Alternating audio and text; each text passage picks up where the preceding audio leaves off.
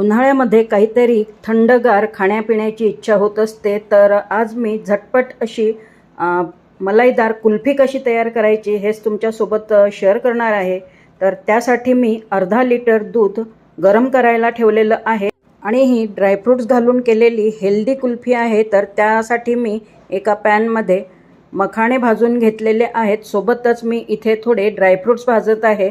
त्यामध्ये काजू, बदाम, पिस्ता आणि अक्रोड घेतलेले आहेत आणि संपूर्ण आता छान मी थोडे भाजून घेतलेले आहेत। दूधसुद्धा उकळलेलं होतं, तर त्यामधलं मी थोडं दूध आता एका दुसऱ्या भांड्यामध्ये काढून ठेवलेलं आहे, कारण ह्याचा उपयोग मी पुढे करणार आहे, तर तुम्हाला व्हिडिओमध्ये बघायला मिळेलच। दूध मी पुन्हा गरम करायला ठेवलेलं आहे, तर थोडं मी दूध आटवून घेणार आहे।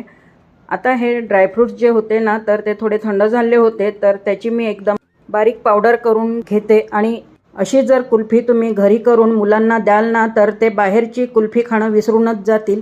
ड्रायफ्रूट्सची मी छान बारीक पावडर करून घेतली। जे मी दूध काढून ठेवलेलं होतं बाजूला, तर ते थंड झालेलं होतं। आता त्यामध्ये मी ही बारीक करून घेतलेली पावडर घातली।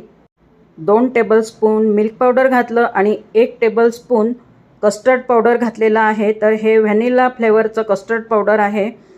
सर्व मिश्रण छान मिक्स करून घ्यायचं आहे, म्हणजे कुठल्याही प्रकारच्या गाठी गुठळ्या वगैरे अजिबात ह्या मिश्रणामध्ये राहायला नकोत। दूधसुद्धा थोडं मी आटवून घेतलेलं आहे, फार जास्त आटवलेलं नाही आहे। चवीनुसार आता ह्यामध्ये मी साखर घातली। साखर पूर्णपणे विरघळवून घ्यायची आहे दुधामध्ये। त्यानंतर आता जी पेस्ट तयार करून घेतलेली होती, तर ती घालून घेत आहे आणि सतत हे मिश्रण ढवळत राहायचं, म्हणजे भांड्याच्या तळाला अजिबात लागणार नाही, नाहीतर मग जळकट वास येतो। तर त्यामुळे सतत ढवळत राहायचं। बघू शकता घट्टसर असं हे आता कुल्फीचं मिश्रण तयार झालेलं आहे। 3 ते 4 विलायची मी कुटून घेतलेल्या होत्या, त्याची पावडर घातली।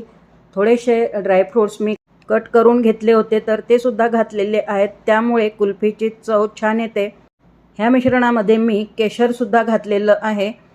मिश्रण थंड झाल्यानंतर मग कुल्फीच्या मोल्डमध्ये भरून घ्यायचं आहे। तुमच्याकडे ज्याही प्रकारचे कुल्फी मोल्ड असतील, तर त्यामध्ये तुम्ही अशा प्रकारे कुल्फी तयार करून घेऊ शकता।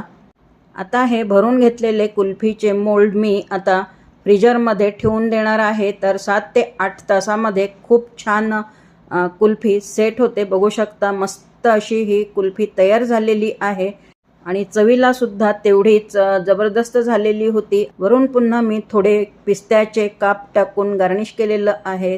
रेसिपी कशी वाटली नक्की सांगा। धन्यवाद।